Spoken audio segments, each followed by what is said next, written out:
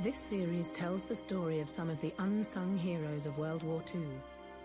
The British workers who defied the bombs and the hardships of war to help keep our vital industries going. They sailed the ships, made the aircraft and dug the coal. They kept the railways running, rescued the injured, and produced the food that Britain needed to survive and ultimately win the war. At the beginning of the Second World War, Britain's 750,000 miners were responsible for producing the chief source of power needed for victory: coal. But by the end of 1943, a shortage of miners left the coal industry facing a crisis that seriously jeopardized the nation's war effort. Minister for Labour and National Service, Ernest Bevin, responded by sending thousands of young conscripts to the mines. Goes to a Yorkshire colliery to witness the arrival at the pithead of a party of Mr. Bevin's boys. Young conscripts drafted into the mines instead of the armed forces. Like the merchant seamen, their battle dress is an old suit of civilian clothes with the added equipment of their service. Safety helmets and pit boots are part of their kit. This was a bit of a culture shock all round when this scheme came into being, and a flood of these young lads coming from all walks of life, never got their hands dirty in their lives, chucked down into a coal mining area, an industry that we knew nothing about at all. I stuck my pick into the coal and down came the roof. Doing that silly thing which I shouldn't have done could have cost me my life. I would have liked to have gone down the pub with my dad with my uniform on to show them that I was doing my bit and not as a coward as the Bevin boys were referred to. This is the forgotten history of the Bevin boys, who were forced to work in the mines when they had their hearts set on fighting for king and country.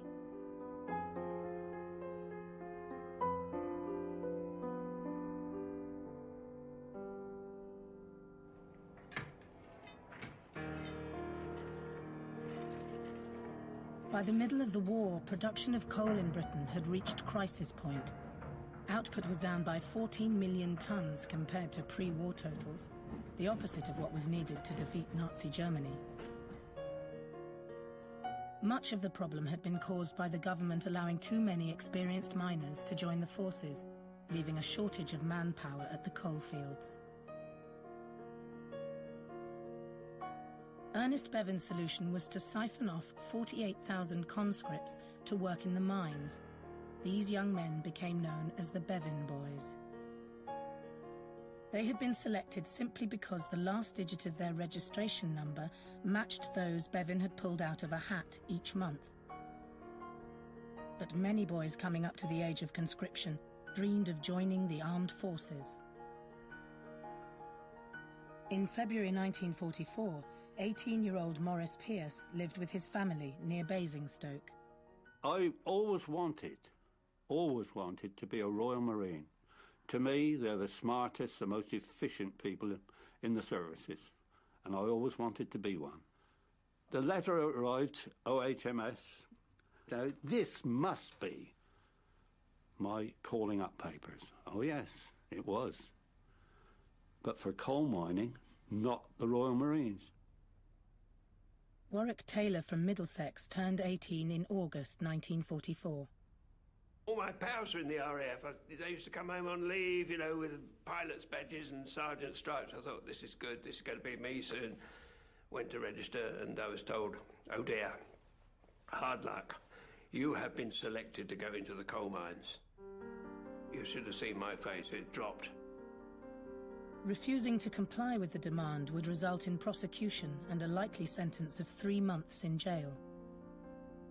Alan Lane from Bristol hoped his call-up papers would be for the Navy. The brown letter, OHMS on it, arrived. And when I opened the letter and found that I was going to a training establishment in South Wales to be a miner, I wasn't happy at all. I was devastated. I was going to throw the letter in the fire, to be quite honest.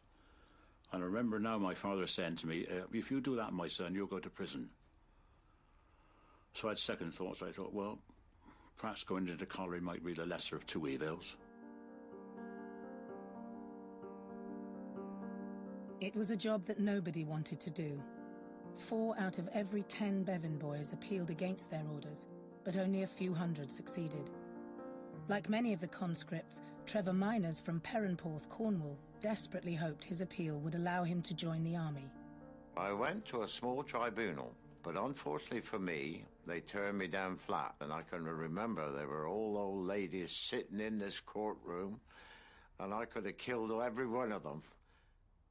Maury Pierce thought he had the perfect idea for an appeal. Claustrophobia, can't stand it. Confined spaces. Can't stand confined spaces. So I was a claustrophobic and appealed.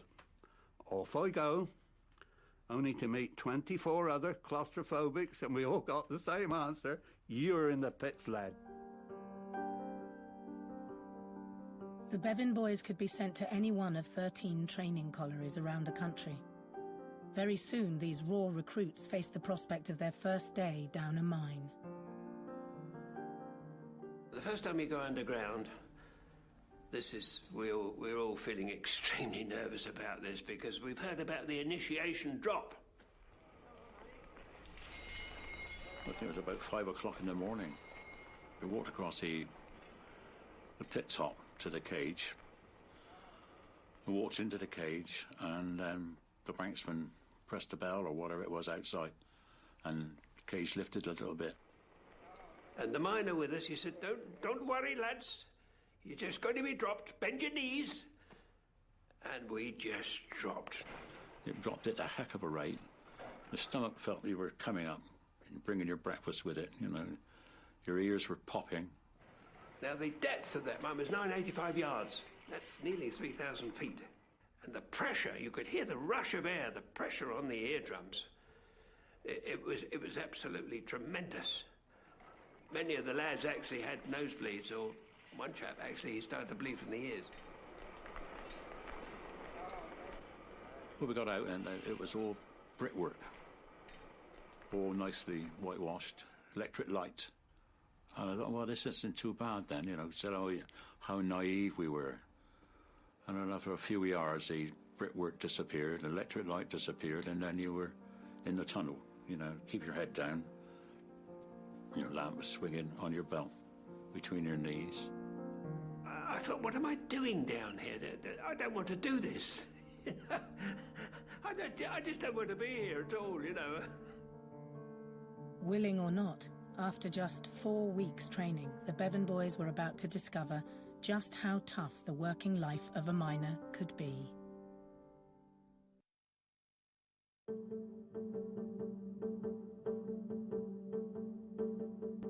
In 1944, Britain needed every ton of coal it could produce as it strived towards victory over Nazi Germany.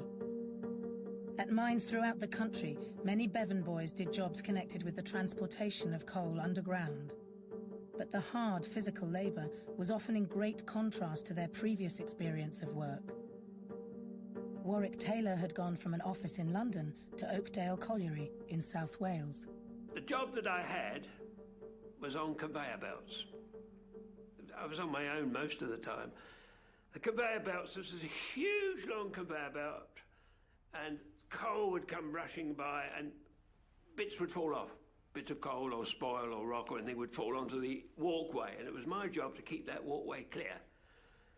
Shovel up this coal, bang it back onto the conveyor belt. The shortages of miners at the coalface meant that some of the Bevin boys were ordered to work alongside experienced colliers deep inside the mines. Trevor Miners, once a garage mechanic in Cornwall, now worked at Rigos Colliery in Rhondda Cynon Taf. When I got to the pit face with the collier and me being the boy to the collier, I was his mate. So therefore he would mainly digging the coal out, although I would help in between. And I found it very, very hard, really. You had to shovel the coal continuously and put it into the tubs. Bill Pratt from Appleby in Cumbria had been posted to Mainsforth Colliery, County Durham. I had a week on my knees with knee pads, shoveling coal onto the conveyor belt for about 6 hours. By the end of the week, I was bandy-legged. We were always in a stooping position. You hardly ever be able to stand upright. Using a shovel, piking coal onto the conveyor belt for about 7.5, 8 hours a day. It was back-breaking, and you ached all over. Such was the desperation at some pits that a few Bevin boys were put to work cutting coal directly at the face. Alan Lane worked at Lady Windsor Colliery, Unisable, near Pontypridd. It was done by a pneumatic pick, which shut the daylights out of you. They had a certain form of disablement whereby it was called white finger. And that was called because when you pushed the pneumatic pick into the coal face, the trigger was then in the palm of your hand. And the more you pushed, the more the thing would shake.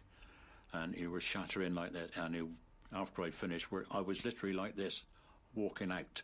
I was literally shaking. Health at work had long been an issue down the mines, but so had the resistance of owners and managers to improve conditions. Miners had to wear their own clothes and had to buy the tools and equipment they needed for their job. With Britain at war, though, the government felt compelled to provide its conscripted miners with safety helmets, overalls, and even boots. But the basic training the Bevin boys received did not prepare them for the harsh conditions of a working mine in the 1940s. Donald Googe grew up near Wakefield, West Yorkshire. If your father had worked down the mine, you were made aware before you went down. It was second nature to you. But as far as I was concerned, I come from a middle-class family working as a trainee accountant, suddenly to find myself in that strange situation. And I couldn't accept that things were so primitive. I mean, working in such a bad atmosphere, for a start off, in such light, such dim light, but the miners accepted it as being normal and natural. Methods of coal mining had changed little over 2 centuries. Although electric lamps had been in use for 2 decades, some mines continued to issue old oil lamps to its workforce.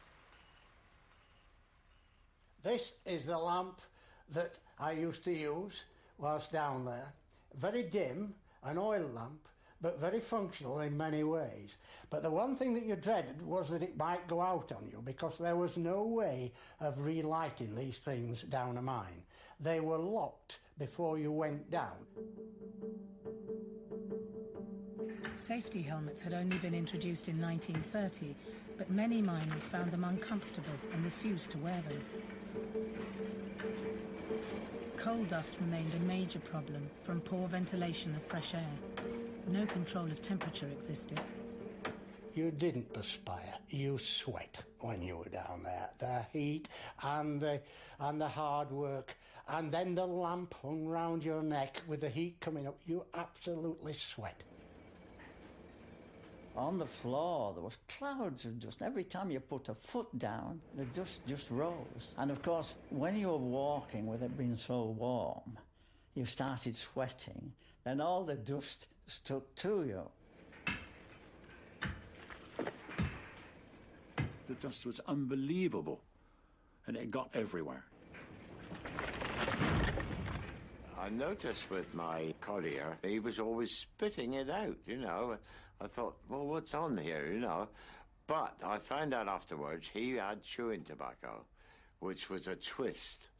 So I thought after that I would go and buy some, because the taste was a bit horrible. But on the other hand, it did keep your mouth moist, and you would keep spitting the coal dust out instead of it going down onto your chest. They used to chew it and spit it out. You could smell it for yards away. And the thing that amused me was they could be sitting down, maybe having a rest, and they'd still be chewing and spitting. And they were accurate up to about 6 feet.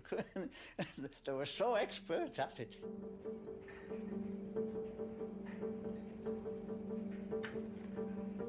Because it was so hot, so dusty.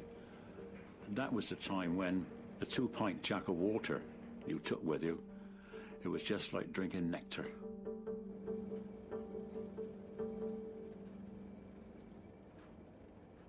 Being in a bakery business like I was, we were used to being clean all the time.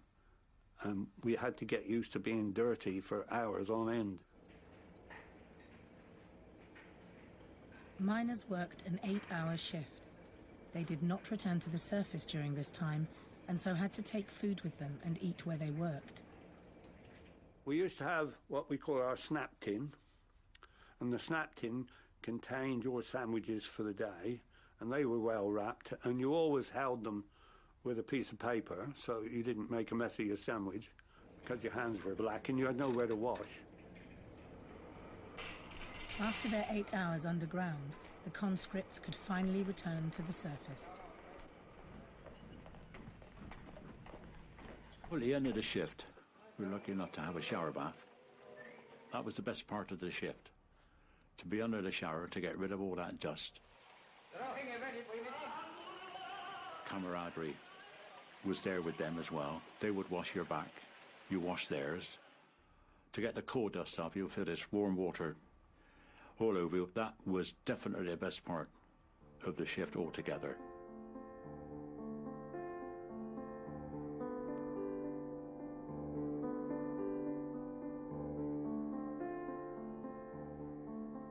Whether they were posted to the coalfields of Yorkshire or South Wales, the Bevin boys had to adapt if they were to find acceptance in the mining community where they worked. I think one of the first things that amazed me when I went down the pit was I learnt a different language. When you've been brought up in a family and a father that never swore all his life, and you heard the language down the pit, that was the thing that shocked me. I think they thought you were rather odd because you didn't swear every other word. And I think in the end you'd sort of got to swear a bit to sort of mix with the regulars. Newsreels were keen to promote the working atmosphere at the pits around the country, but none reported the difficulties the Bevin boys faced, not least of which was the local dialect. Here's the scene in a northern pit while a fresh shift is preparing to take over. 190, 262, 248, 248. The Doncaster people were marvellous. Once we could understand what they were talking about, if somebody comes up to you and says, you want to hear all, see all, say now, eat all, so all and pay now, ever do all for no, always do it for this end. And you were not my friend, you're my Surrey. Are you all right, Surrey? And it's a language I had to learn all on its own. Trevor Miners had to fit in at Rhugos Colliery in mid-Glamorgan. They used to talk about me a bit, I think, in Welsh. And then being Cornish, some of the words in the Welsh language are a little bit like the Cornish language. So I replied to them in that way. And from then on, I seem to have got on very well with them. After a bruising day down the mines and away from home and their families, the Bevin boys needed to find a place to unwind in the evenings.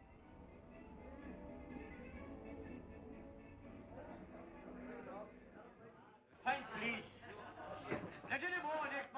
think most of the Bevin boys were in the pub, the old Bull as it was called, and the beer was very good, I must admit. So I usually have about 2, maybe 3 pints most nights, apart from Saturdays where I go into Pontypridd in the town. Go on the bus with some of the other Bevin boys and all the girls. Dance with the girls and you wouldn't have a beer. Don't go in a beer on your breath.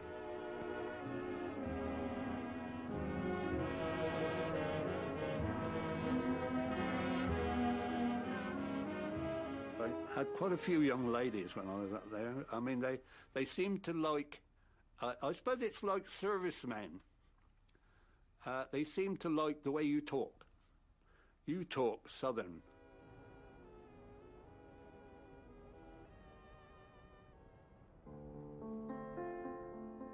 Despite their attempts to settle, most Bevin boys still harboured a desire to get out of the pits and into the forces, where they felt they really belonged. Many grabbed any opportunity they could exploit. Warwick Taylor, seen here on the left at Oakdale Colliery in Wales, saw his bout of pneumonia as a means to realise his dreams of being in the RAF. I felt really groggy and got into the sick bay, and the nurse behind the desk said, "Take a seat, sit down." I said, "I feel too ill," and I just collapsed on the floor, went down in a heap. And I woke up in this ward. My temperature was 106.7. I was in that hospital now for a period of 6 weeks before I was actually discharged. And I thought, this is good. I'm out of the mines now. Go, RAF, here we come. But as soon as Warwick Taylor recovered from his illness, he was sent back to work underground. During the war years, all coal mines in Britain were still privately owned, and discipline remained the responsibility of managers. Bevin boys, though, with their yearning to be in the armed forces, could be difficult to control. Absenteeism was rife. After a year at Rhegos Colliery, Trevor Miners had come up with a dramatic plan to get out of the pit. I was shoveling away with the coal with my collier, who I worked with, and then I thought one day, well, I wonder if I'll have a little plan now. If I have a fight with him and he'll report me, maybe I'll get out of this pit and get away from this and perhaps be able to join the army. So I went up to him and punched him in the chest, and he was so flabbergasted and what have you. I give him another one anyway.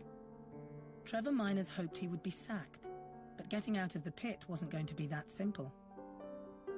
I had to go next day to see the mine manager, and he said, "Trevor, don't be a silly boy. The country needs coal, and you're doing a very good job, and you're not to punch that man again. You must be a good boy." Despite his desire to be a Marine, Maury Pierce appreciated being teamed up with an on-setter.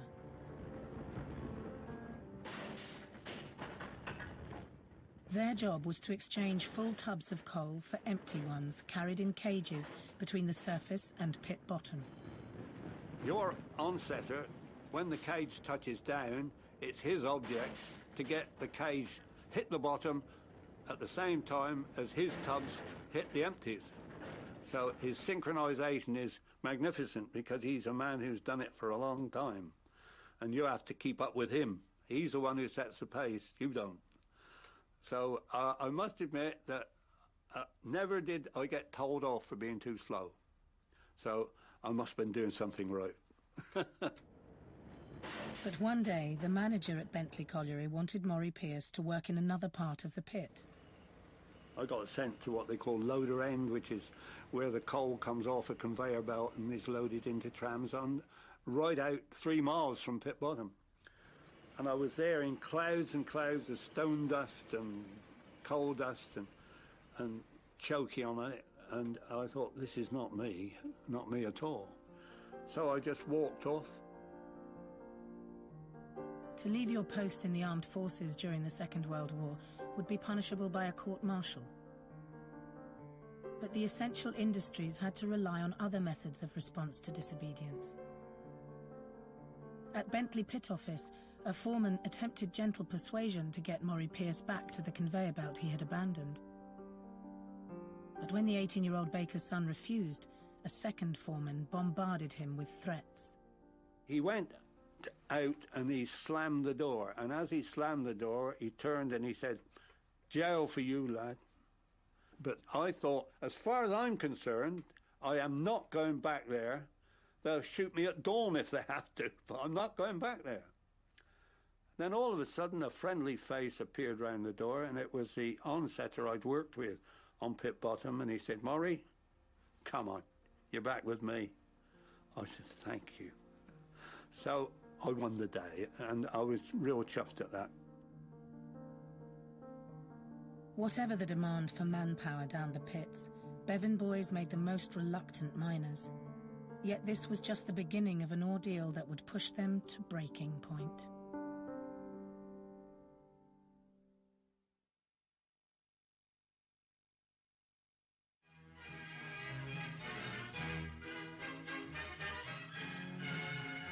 During the 1940s, coal powered everything from merchant ships and railway engines to munitions and steel production.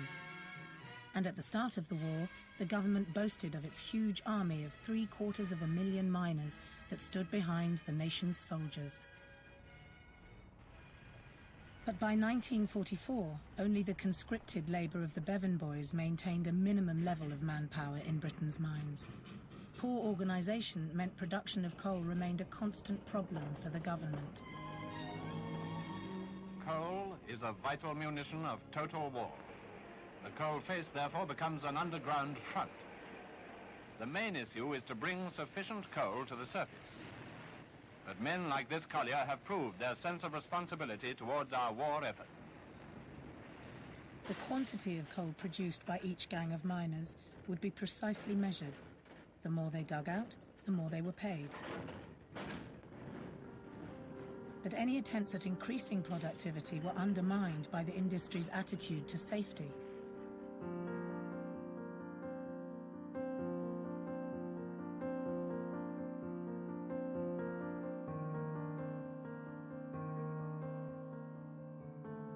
For hundreds of years, coal mining had the terrible reputation of being the nation's most dangerous industry.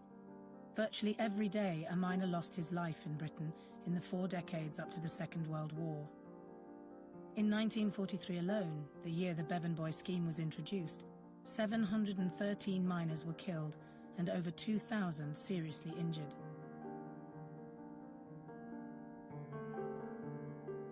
Disasters, where more than 10 had been killed, were often due to explosions and fires. However, more miners died from small, everyday accidents with haulage equipment or roof falls. In 1944, a descending cage at a Durham mine killed a Bevin boy. There are so many possible accidents below ground that could happen with a bit of carelessness that you learned very quickly how to be safe and careful. There was a certain way in which you handled the pick. It just wasn't a matter of sticking a pick anywhere. You had to go in a certain way and at a certain angle to get so that the coal would fall to the floor without causing you any harm and being in danger in any way. Since the 1855 Coal Mines Act, successive British governments had tried to deal with the industry's appalling health and safety record. Now, boys, remember when you are handling tubs, never to have your arm rigid at the back of a tub, because you're always liable to get it broken in this manner. Oh, let it go, sonny! Despite the many safety regulations, thousands of miners were injured every year. A quarter of all accidents occurred while transporting coal underground. This was really a dangerous job because you had moving cables and you'd have to clip on these trams and get out of the way and it would be tugged along. Now, you could easily get injured. So easy. Many got injured. It was really a sort of life and death job. Some Bevin boys lost their lives after being dragged and crushed by tubs. When they were hauling full tubs, occasionally the wire snapped and you'd hear a rumble and you'd know that a train of tubs was rushing towards you, and so you had to dive back into the manhole covers and you'd just be back to the wall as hard as you can as the tubs went roaring past you.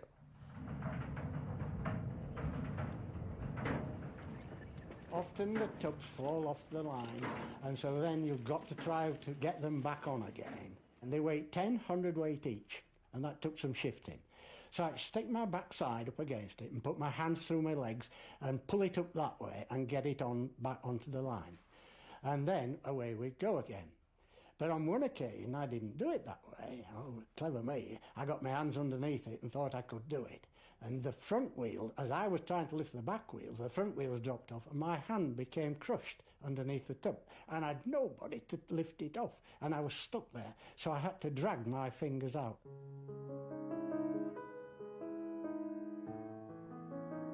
Their inexperience made the Bevin boys particularly vulnerable to injury. 1 month's training could never provide them with the savvy of an experienced miner. We were very reliant upon the regular miners. They were very important to us because they really watched your back. What they didn't know about mining wasn't worth knowing at all.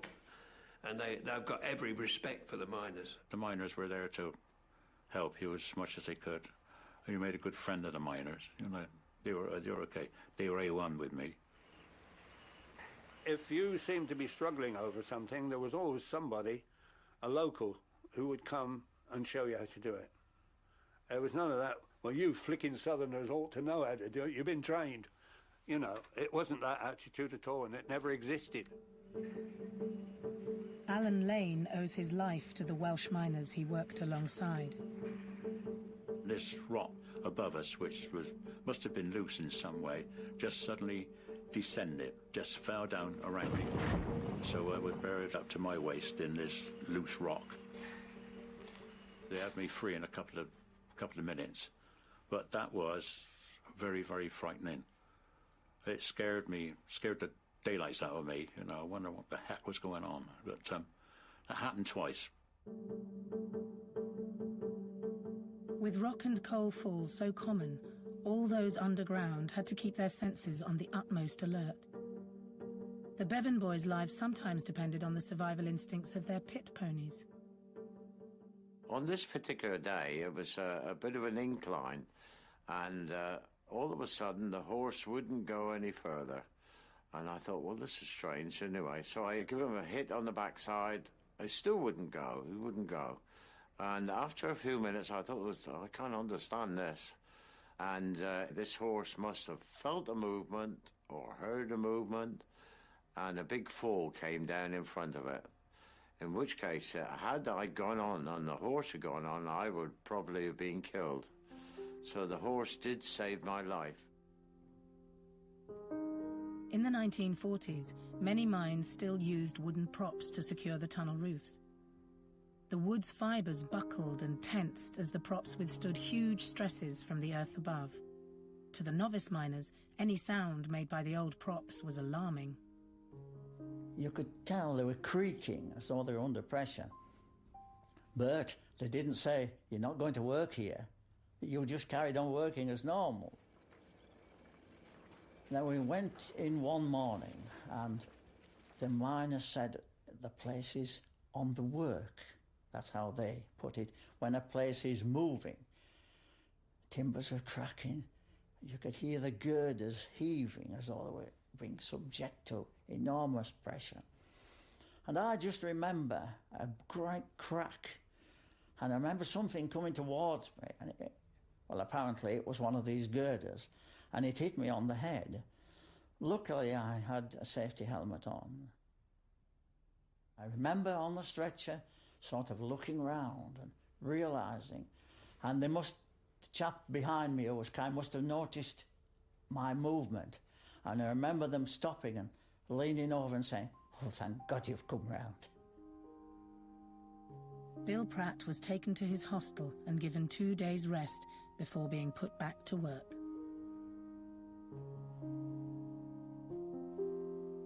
The traditional use of wood for props gradually changed over to metal during the war years, but the new props could still harbour hidden danger. The pit props that we used to use on the core face, which were in the main metal, and they were 6 foot high. You had to dig a hole a little bit to put the end of the prop in. And the following morning, 2 foot of that had disappeared into the ground you were walking on. And you realised the pressure that the roof put on those props. With those pit props, you never knew when they were going to go. They were not like the old wooden props, and miners resented them right from the word go. Miners hated steel pit props, and they told you so, because wooden pit props talked to them. As they went under stress, they creaked and groaned, and they did what the miners call talk to them. You couldn't learn the language of a steel support because it never made any noise until it finally gave out. It was too late then. Bentley Colliery near Doncaster, where Maury Pierce worked, had had its fair share of tragedies. During the notorious Bentley Pit disaster of November 1931, 41 miners lost their lives. It was one of the reasons why experienced miners like Albert Chambers impressed upon his Bevin boys during training the need for great care below ground. Albert Chambers was a man who knew all there was to know about pit work. And he was a wonderful teacher and a second father to us. He spoke to us like a second dad. At Bentley, Maury Pierce was keen to meet up with the man he much respected, so he sought him out as he reported for work. I poked my head through the little cubby hole to shout my number, and then asked the teller in there if he could tell me where Albert worked. And it was then I learned that Albert had been killed, taking a group up an old workway, and a prop had come out and decapitated him, literally chopped his head off. I had to move away from that cubbyhole because I could feel the tears welling up in my eyes. Prophetically, his last words to us was, "Don't forget, you lads, you are working in a very dangerous area. At all times, operate with very great care." Well, no one could have taken more care than Albert, but that didn't save his life. Bevin boys had to get used to continually seeing terrible injuries and deaths as part of the job. Mines were not battle zones, but in such an environment, the young men needed emotional strength as much as physical stamina. This man was about 3 or 4 yards working on his stint, and just suddenly we noticed that his light had gone out, that we couldn't see him, he wasn't working. I went to see what happened. We couldn't see him, but we could see this huge lump of coal. It snapped his neck like a carrot, and he was dead instantly. There was no question that he would survive. The fact that I was new to all this sort of thing and how dangerous this job was, and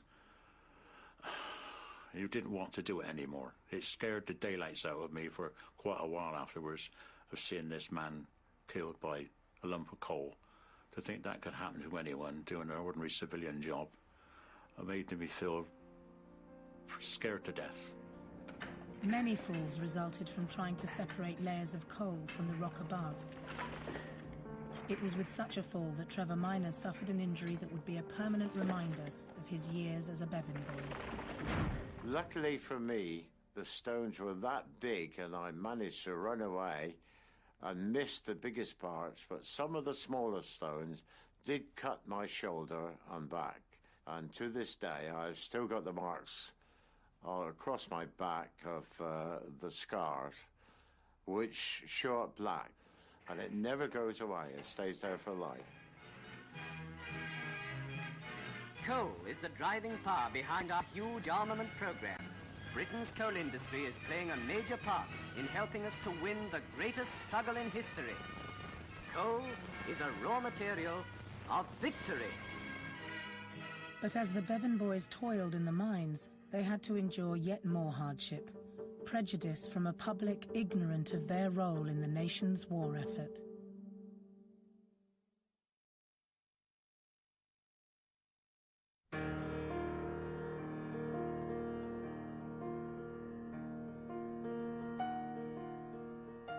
Despite risking their lives in the pits, Bevin boys faced prejudice on their rare visits home. Contrary to government propaganda, they were commonly thought of as conscientious objectors. In fact, only 40 men, just 1 in 1,000 of the total number of Bevin boys, had been officially registered with this status. A lot of people said to me, "Oh, you're a conscientious objector," which was a bit hard on me. I thought, "Oh, what's on here?" Quite, you know, several people had said that. You got a lot of challenging in the street. You didn't have uniform, you see. You were in civilian clothes, and anybody of young age, of 18 years of age, who was not wearing uniform was always suspect. You get, oh, look at them, draft dodgers, deserters. Or the police would challenge you quite often for the reason of not being in uniform. It was when I come home to Bristol that I felt the shame and the guilt. That's when it hit me most of all. I was approached by one elderly neighbour. She said I was a coward, a conscientious objector. I should be ashamed. That really did get to me. The fact that she thought I was like that, without really knowing what happened, was really upsetting. And although I didn't cry, I was very close to it. Of course we didn't go to the mines because we weren't conscientious objectors. We went there because we were conscripted to go. We were directed under a government order. War ended in Europe on the 8th of May 1945, and the following month demobilisation of all the armed services began. But the Bevin boys still worked on at the coalfields. Even by VJ Day on the 15th of August, no mention of their demob had been announced. The forgotten conscripts continued to pay the price of being selected to go down the mines. 2 Bevin boys were killed in an explosion at the Louisa Morrison colliery in County Durham. Maury Pierce decided to take action. Us Bevin boys thought, what are we still doing here then? You know, it's all over. Let's have a big cheer and go home. So what I did was formed the British Bevin Boys Association. That is the collection of all the lads. The first thing was to contact newspapers, local and national if possible, trying to discredit the government's attitude and embarrass them a bit. Well, it obviously worked.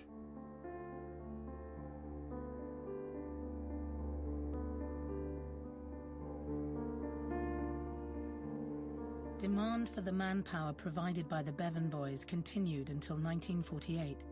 Only then, 3 years after the war ended, did all of the frustrated conscripts finally receive their demobilisation papers.